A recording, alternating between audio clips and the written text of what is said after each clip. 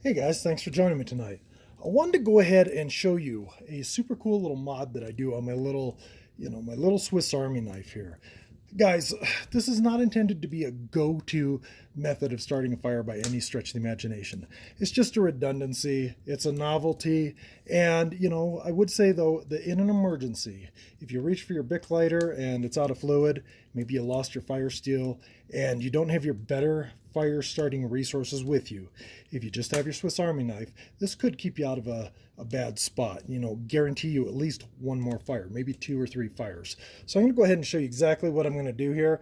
Probably the hardest part of all this is really just kind of keeping this thing in focus while I go ahead and do this.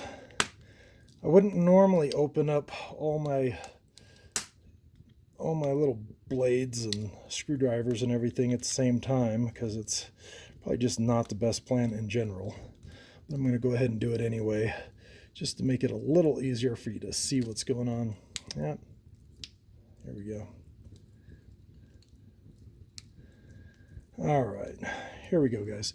If you look in there real close, I don't know if you're getting it or not, you'll see on the right hand side there's a small fire steel, as well as on my left there's going to be a little piece of Tinder Quick tab.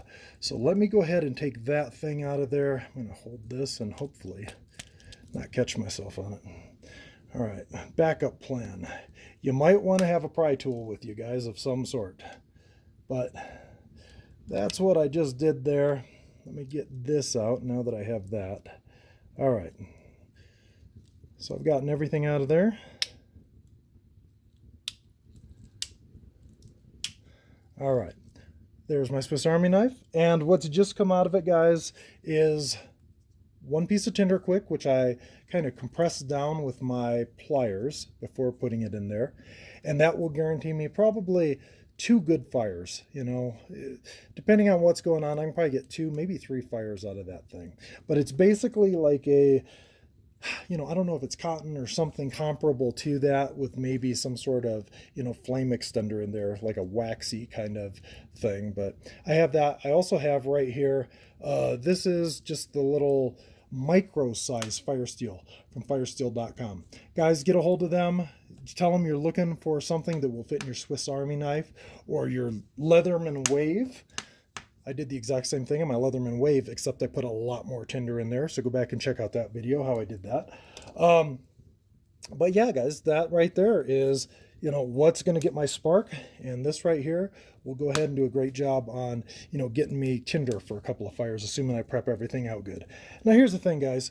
This is not nearly as big as the one on your keychain or the one in your backpack. So, it's not going to put out the same amount of spark. It's not going to put out the same amount of heat, really. So for that reason, bring your good tinder with you. Yes, this would probably do pine needles or, whatever tinder you were able to find. But if by chance we're talking about, it's been funky outside for a little bit and maybe everything's damp, that might not be optimal for pop starting natural material. So like I say, bring your little tinder with you, little Tinder Quick or whatever it is, and that'll get you a lot farther. The other thing I would say is, this is definitely more fragile. So if you're going to go ahead and, let me get the knife here real quick for a second. If you're going to go ahead and use this thing, what I would try to do is kind of put a little finger under there for support when you're striking that thing. So, it's less likely to snap on you. Would it happen? I have no idea. I just haven't, had enough experience with these.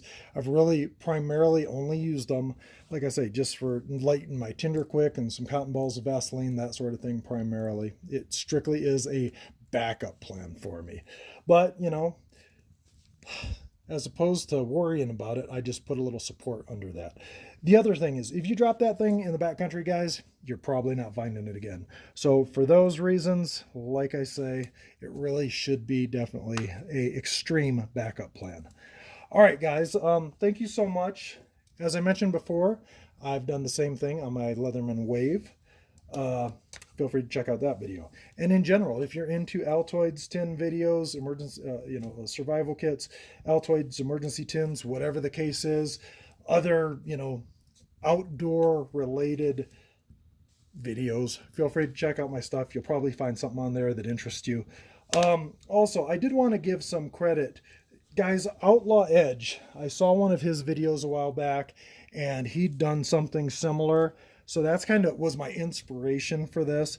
So I definitely wanted to give him some credit on that, and encourage you to go check out some of his videos also. I very much appreciate it.